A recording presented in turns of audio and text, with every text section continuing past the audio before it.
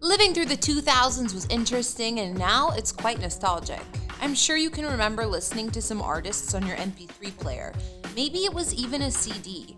Artists that nowadays you're wondering whatever happened to them. Case in point, Canadian singer Nelly Furtado. Her hit songs such as I'm Like a Bird and later singles like Promiscuous no doubt defined an era. The British Columbia-born artist dominated the music scene back in the day, but despite her impact, she slowly started to retreat from the spotlight. Nelly Furtado may not be in the spotlight any longer, but she still has a net worth estimated to be at least $35 million. Well, if you want to learn more about the story and lifestyle of Nelly Furtado, as well as what she's up to these days, then stay tuned because we'll get into all of that and more here for you on Famous Life.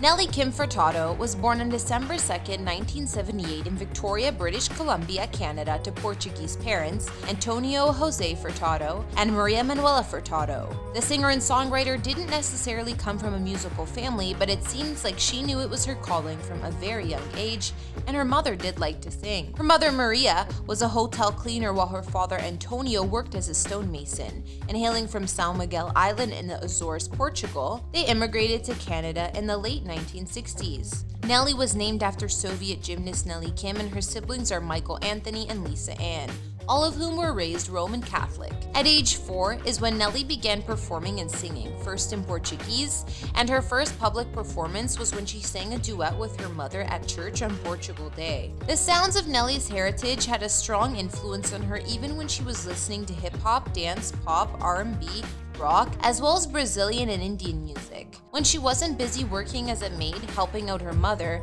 Nelly learned to play instruments in her spare time.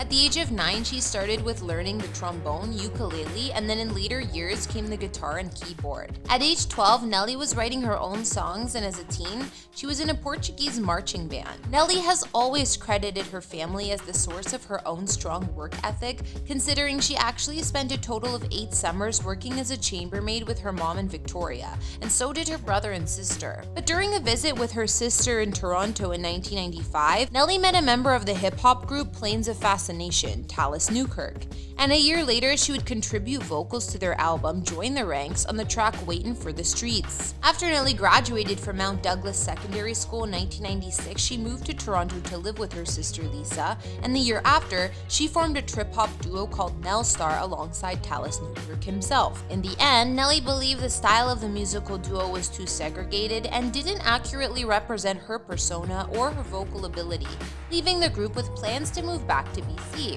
In 1997, Nelly performed at the Honey Jam talent show, which attracted the attention of Gerald Eaton of the band The Philosopher Kings, who then approached her to write some music with him. Gerald and another member of the group, Brian West, helped Nelly with producing a demo, and while she left Toronto, she did come back to record more material with them. This content from these sessions was shopped to record companies, which finally led to Nelly's 1999 record deal with DreamWorks, signed by A&R exec Beth Halper. Nelly's first single, Party's Just Begun Again, was released the same year and on the soundtrack for Broke Down Palace. While Nelly first rose to fame with her trip-hop inspired album Whoa Nelly in 2000, which was a critical and commercial success. It was known internationally, and 3 singles from this album were major hits: I'm Like a Bird, Turn Off the Light, and On the Radio, Remember the Days.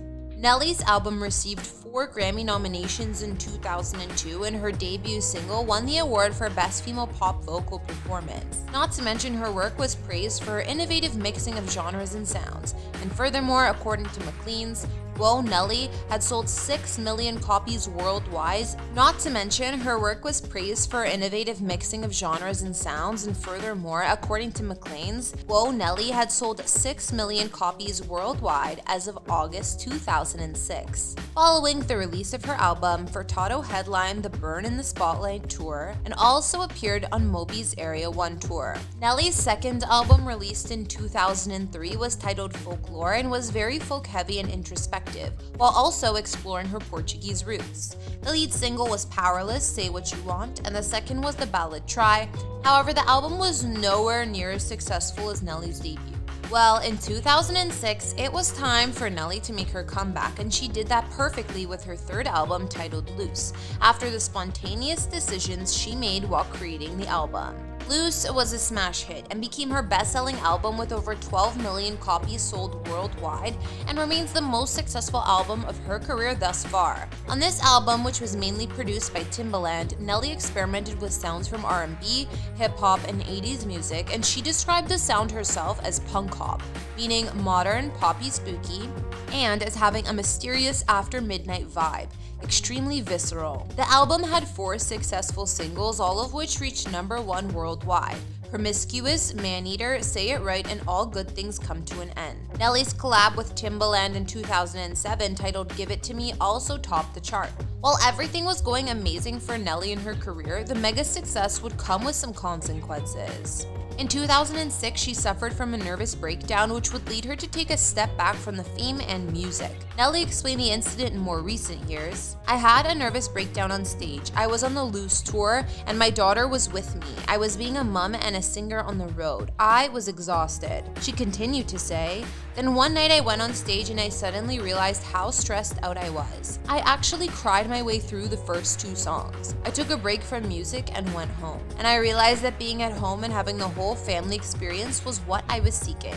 While motherhood wasn't new for Nelly and she welcomed her daughter Nevis in 2003, the superstardom at the same time was quite demanding. Nelly had her daughter with her boyfriend Jasper she had been with since 2001, but they would later call it quits in 2005. In 2008, Nelly married sound engineer Demasio Castellon, who she worked with on her album Loose. By 2017, they had broken up and Nelly announced she was single again. But in recent years, Nelly revealed on her Instagram she actually now has 2 more children.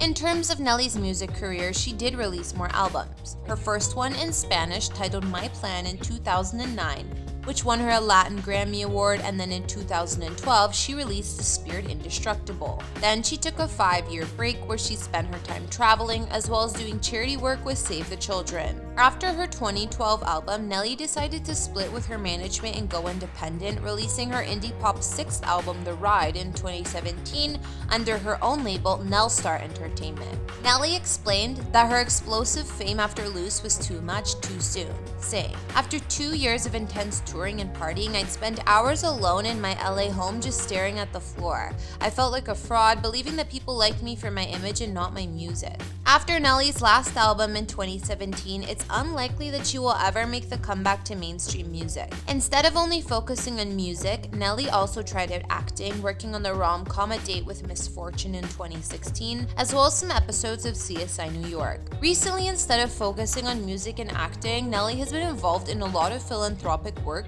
including the charity Artists Against Racism. As of 2017, Nelly had stated she was residing in Toronto and New York City, while other sources claim she further has a property in British Columbia. Well, either way, Nelly Furtado has sold over 40 million records worldwide, making her one of the most successful Canadian artists out there, and she has also won several awards throughout her career. I think all of her hit singles will live on and remind us of some amazing memories from the 2000s. Thanks for watching this video. Don't forget to subscribe to Famous Life and leave a comment for who you'd like us to feature next.